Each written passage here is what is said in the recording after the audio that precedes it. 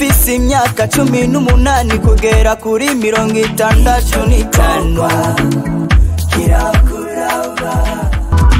Ishirahamwe The Midwife in Action Association ni ishirahamwe mu Kirundi rivuga uwanonosoye igikorwa kijanye n'irondoka rijanye n'amagara meza mu gikorwa. Ni ishirahamwe ryitaho abakenyezi, no kuvuga abakobwa bari mu myaka yo kurondoka kuva ku myaka 15 gushika ku myaka 70. Abo n'abantu baba bariko bakurikiranwa n'uwo bita umusage femme, no kuvuga uwanonosoye irondoka ijanye n'amagara meza. Uno munsi rero turi ngaha kugira dutere akamo abantu bose batwumva bari hagati y'imyaka 18 n'imyaka 70 ko hariho igikorwa iryo shirahamwe ryateguye rifashwe mu mugongo n'ikigo kijejwe gutorokanya amaraso hano mu karere k'izi ntara za Gitega, Cankuzo, Ruyigi n'ahandi. Kizoba ku uyu munsi wa gatanu igenekerezo rya 16 z'ukwezi kw'indwi 2021, bikazobera mu nyubakwa z'ishure ya kaminuza y'ivy'ubuvuzi bita ESPG ni ngahi Gitega Nyabugogo isaha 9.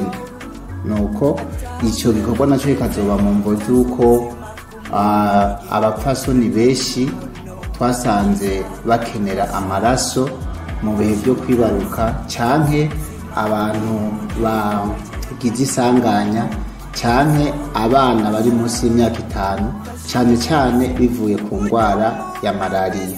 Hama tugasanga mu Burundi abantu batanga amaraso si benshi ugereranije nuko ishirahamwe OMS ryabisaba, kuko ryavuga yuko ku bantu 1000 hategezwa gutanga amaraso abantu 10, ariko mu Burundi turacyari ku bantu 7.5 batanga amaraso.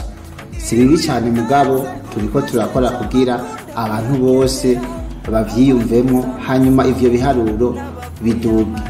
Ku bantu rero baba bafise ikibazo bakavuga bati mbega amaraso atangwa na bande, bayatangira hehe, nibaza yuko ku munsi wa gatanu barahamagawe abafise imyaka 18 gushika ku 65, no kuvuga niyo bari hagati y'imyaka 18 n'imyaka 70, bakaba bakwije ibiro 50, bakaba tangwara bafise zivumbuka ry'umurindi w'amaraso cyangwa izindi ngwara, kandi bakaba batosa. Abapfasoni bakaba badafise imbanyi ariko bakaba bafise amagara meza. Abo barahamagawe kugira twese dutange amaraso kugira turokore ubuzima bw'abantu bayakeneye. Ibi bigiriwe Gitega igenekerezo rya 6 ukwezi kw'indwi 2021. Murakoze. Eugenius Nduwayo akaba aserukira ishirahamwe rya Midwife in Action Association hano mu ntara ya Gitega. 18 kugera kuri 65 kirakuraba.